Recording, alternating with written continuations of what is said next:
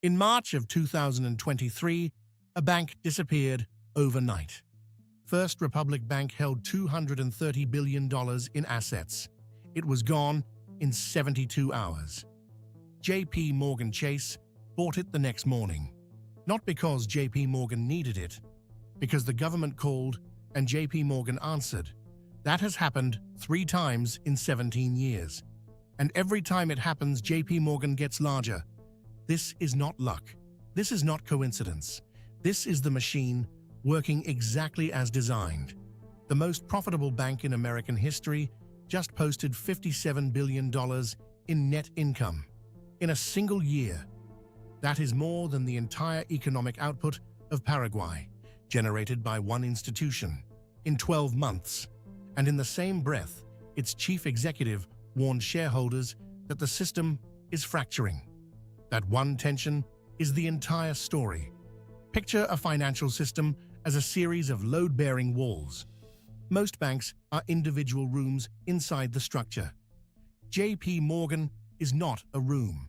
JPMorgan is the frame. Remove any other institution and the building shifts. Remove JPMorgan and the building comes down. The government knows this. JPMorgan knows the government knows this. That asymmetry is worth more than any product JPMorgan has ever sold. It does not appear on the balance sheet, but it is the most valuable asset the institution holds. The story begins in 1999. That year, Congress repealed the Glass-Steagall Act. For 66 years, Glass-Steagall had kept commercial banking and investment banking in separate buildings. You could take deposits or you could trade with capital markets. You could not do both under the same roof. Repeal opened the door. Within a decade, every major American bank walked through it. Within a decade, the machine nearly destroyed itself. But here is what the annual reports do not say. Not every institution survived the walk through that door equally.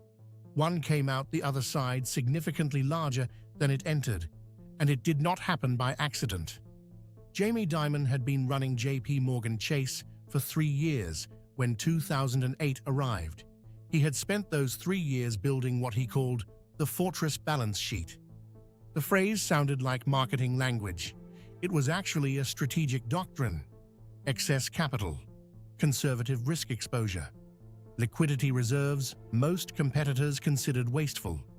The crisis did not find a weak institution. It found a prepared one. Bear Stearns collapsed in March of 2008. The Federal Reserve called Dimon on a Sunday. By Monday morning, JPMorgan had agreed to buy Bear Stearns for $2 a share, a company that had traded at $172 18 months earlier. The deal required a government guarantee on $30 billion in Bear Stearns assets. Without that guarantee, JPMorgan would not have moved. That detail matters. It reveals the mechanism underneath the rescue. Washington Mutual followed in September, the largest bank failure in American history. JPMorgan absorbed it over a weekend for $1.9 billion, a bank that had been worth $30 billion 2 years earlier. 2 institutions, 1 crisis, 1 buyer. The same buyer the government trusted to stabilize the system both times. That is not a coincidence of timing. That is a structural relationship built deliberately over years. The mechanism has a name inside regulatory circles: Global Systemically Important Bank, GSIB for short. The designation was created after 2008 to identify the institutions whose failure would trigger a cascade. JPMorgan sits at the top of that list. Being at the top of the GSIB list sounds like a burden. It is actually a guarantee. No government on earth will allow a GSIB to fail. The cost of the bailout is always lower than the cost of the collapse. Every institution on that list knows it. The market knows it. And the cost of capital for those institutions reflects it in every transaction they execute. JPMorgan borrows cheaper than its competitors because the implicit government backstop lowers its risk profile.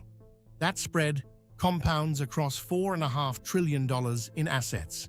Run the arithmetic. The advantage is structural, it is permanent, and it grows with scale. The competitor standing in the same market does not have that backstop. A regional bank lending against commercial real estate carries full exposure. JPMorgan carries the same loan with a different risk profile at every level. Not because the loan is different, because the institution holding it is treated differently by the market, by the rating agencies, by the counterparties on the other side of the trade. The GSIB designation is a subsidy that never appears in a government budget, but it transfers value from the broader system to the designated institution every single day. In 2012, a JPMorgan trader in London lost $6 billion in a single derivatives position, the London whale. Most banks that absorbed a $6 billion loss in one trade faced an existential question. JPMorgan absorbed it and reported record profits the same year. That is what a fortress balance sheet actually means. Not invincibility, enough structural depth that catastrophic losses become rounding errors. This did not occur because JPMorgan is better managed than every other bank on earth. It occurred because the structure behaved exactly as designed under pressure. The incentive architecture of the post-2008 regulatory framework rewarded scale. It rewarded complexity. It rewarded the institutions that were already too large to fail by making them larger still. The regulation, designed to prevent the next crisis, created the conditions for a different kind of concentration, one that has never been more visible than it is in 2026. In April of 2026, Jamie Dimon released his annual letter to shareholders. 48 pages. Record revenues of $185 billion. Record net income of $57 billion. 8 consecutive years of record revenue.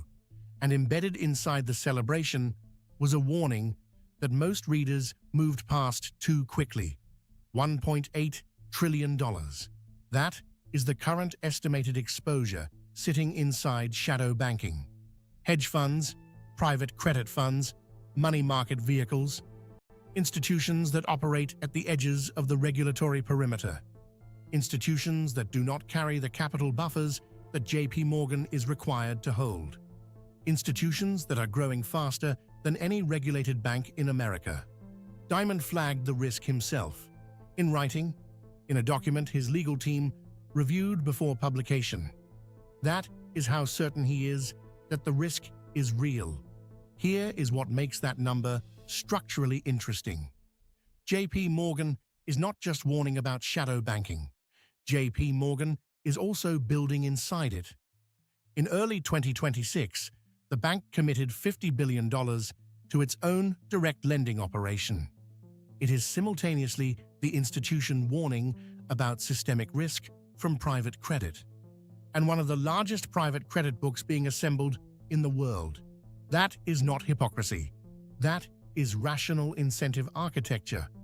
If the space is going to grow, regardless of the warning, the institution with the fortress balance sheet positions itself inside it, capitalized, structured, ready. Because when private credit eventually transmits stress back into the regulated system, the call will go to one place. It will go to the same place it always goes. The pattern has a rhythm now that anyone can read. 2008, Bear Stearns, Washington Mutual. 2023, First Republic. Each acquisition was presented as a rescue operation. Each rescue added hundreds of billions to JPMorgan's asset base. Each asset addition increased the GSIB designation score. Each score increase deepened the implicit government guarantee. The mechanism feeds itself. The more indispensable JPMorgan becomes, the more it is called upon in a crisis. The more it is called upon, the more indispensable it becomes. That loop does not have an exit. It only has a next acquisition waiting somewhere in the future. The institution does not need to seek opportunity. Opportunity is delivered to it by the architecture of the system itself. The Q1 2026 earnings drop on April 14th. Analysts are watching two numbers closely: net interest income guidance of $103 billion and expense guidance of $105 billion. The bank is spending more than it earns from interest, intentionally, while every competitor is cutting costs to protect margins. JPMorgan is accelerating spend. That divergence is itself a signal worth reading. Nearly $20 billion of that expense line is technology, artificial intelligence infrastructure, agentic systems, blockchain settlement platforms. JPMorgan is not optimizing for the quarter. It is building for the moment when the next fracture arrives, and it needs to be the only institution with the infrastructure to absorb it cleanly. The expense shock is not a warning sign. It is a capital deployment into permanent structural dominance. Every dollar in your checking account exists inside this architecture. Your mortgage rate was partially shaped by JPMorgan's position in the bond market. Your credit card terms were influenced by a market JPMorgan helped construct. The $47 billion in equities trading revenue JPMorgan generated last year moved through pricing mechanisms that touch every portfolio in America. You are not simply a customer of this machine. You are a component of it. That distinction matters more than most people have reason to consider. The Swiss built a banking system that survived 500 years of European war by making themselves indispensable to every side of every conflict. The mechanism was not neutrality. The mechanism was structural necessity. No belligerent could afford to destroy the institution that held their reserves. JPMorgan has built the American equivalent of that architecture, not through neutrality, through concentration and scale, through a deliberate accumulation of indispensability. Constructed over 2 decades of crisis response, strategic acquisition, and regulatory positioning, the institution that was designated too big to fail spent 17 years engineering itself to be bigger. The system did not prevent that outcome. The system funded it. $57 billion in profit, $1.8 trillion in shadow banking exposure flagged by the man running the fortress, a Q1 earnings call arriving in 4 days, and a CEO who told his shareholders in writing that the structural conditions for the next fracture are already assembled. The machine is not broken. The machine is working exactly as designed. The vault is in the bio. This is Luxona.